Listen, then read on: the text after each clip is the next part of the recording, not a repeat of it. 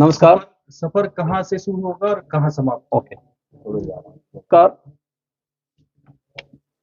मैं बाड़मेर जैसलमेर लोकसभा क्षेत्र में एक यात्रा शुरू करूंगा जिसका नाम होगा थार उत्थान यात्रा। 18 तारीख से मैं शुरू कर रहा हूं। इसकी शुरुआत सिवाना विधानसभा क्षेत्र से की जाएगी और अलग अलग विधानसभा क्षेत्र की जाएगी और उसकी सूचना पहले से ही वहां की जनता को दे दी जाएगी, सोशल मीडिया और प्रेस के थ्रू दे दी जाएगी। इसका मेन मुद्दा क्या होगा कि देखिए कि पूरा राजस्थान में जो शिक्षा और रोजगार दोनों का आप आंकड़े देखें तो बहुत नीचे। राजस्थान में शिक्षा के हिसाब से राजस्थान नीचे से तीसरे नंबर पे और रोजगार में नीचे से दूसरे नंबर पे।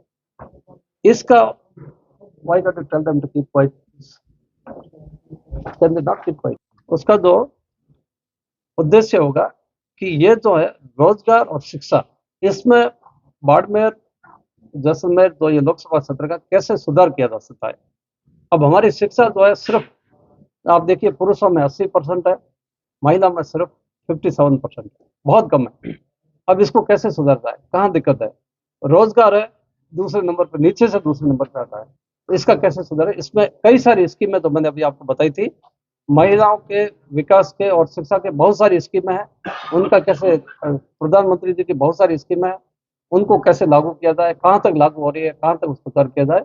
और रोजगार की इतनी सारी स्कीमें प्रधानमंत्री जी ने बार बार दी है, तो वो स्कीमों का कहाँ तक लागू हो रहा है, कहीं नहीं हो रही है, उसको कैसे सुधार किया जाए, ये करके ये इसका होना चाहिए।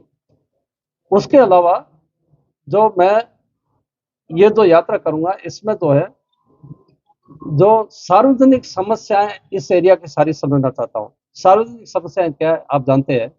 सार्वजनिक समस्या जैसे मैं कल चोटन गया तो चोटन में वहाँ की क्या सार्वजनिक मुख्य समस्या है। वहाँ पे एक हॉस्पिटल वहां से शिफ्ट करके बाहर ले आना चाहते हैं, पब्लिक कहती है नहीं ये मत करो, इसमें बहुत सारा नुकसान होता है। जो वहां पे जो पानी आ रहा ऊपर पहाड़ से, वो नीचे कैनाल नहीं है और उसमें ऐसे बिखरते हुए जाके वहां नदी मिलता है। कोई स्टेडियम नहीं है वहां पे, तो एक खेलने का स्टेडियम होना चाहिए। ये एक जैसे चोटन की है सार्वजनिक समस्या है।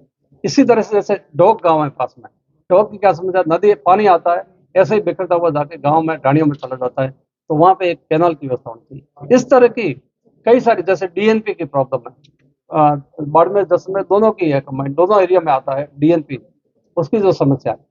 इसी तरह से गोचर की समस्या, लाखों बीघा गोचर जमीन पड़ी है लेकिन गायों को चरने की जगह नहीं। इसी तरह से कंपनियां यहाँ पे बहुत सारी कंपनियां हैं, लेकिन वो तो ना तो रोजगार दे पाती है यहाँ के लोकल लोगों को और ना यहाँ के अपने सीएसआर फंड से यहाँ पे डेवलपमेंट कर सकती है। अब जो यहाँ के वो ये कहते हैं कि आपके जो युवक है वो पढ़े लिखे हैं लेकिन उनको क्वालिफाइड नहीं है, तो क्वालिफाइड नहीं है तो उनको क्वालिफाई करने के लिए कोई ना कोई आप इंस्टीट्यूट यहाँ पे खोलिए। जैसे जो रिफाइनरी है, रिफाइनरी आपको क्वालिफाइड आदमी चाहिए तो आप पेट्रोकेमिकल एजुकेशन वहाँ पे इंस्टीट्यूट खोलिए। इस तरह से सारी चीजें युवाओं को एजुकेट करके उनको जॉब देने के लिए, उनको धंधा देने के लिए कैसे होना चाहिए। इसके अलावा तो मैंने अभी आपको बताया था कि सारे जो अपने यहाँ से बाड़मेर से जैसलमेर से इतने आईएएस आईपीएस लोग सिलेक्शन हुए, आरएएस वगैरह ये, उनको सभी को मैं रिक्वेस्ट करूंगा सारे यहाँ पे एक स्टेज पे आए और यहाँ के लोगों का गाइडेंस करें यहाँ के बच्चों को, ताकि आगे स्कूलों में कॉलेजेस में और एक जगह करके और आगे कैसे उनको पढ़ाया जाए। अब ये सार्वजनिक समस्याओं के लिए जो मैंने आपको एक मोबाइल नंबर दिया, कृपया इसको सेव करें और इसको आप जो है पब्लिक तक पहुंचाएं।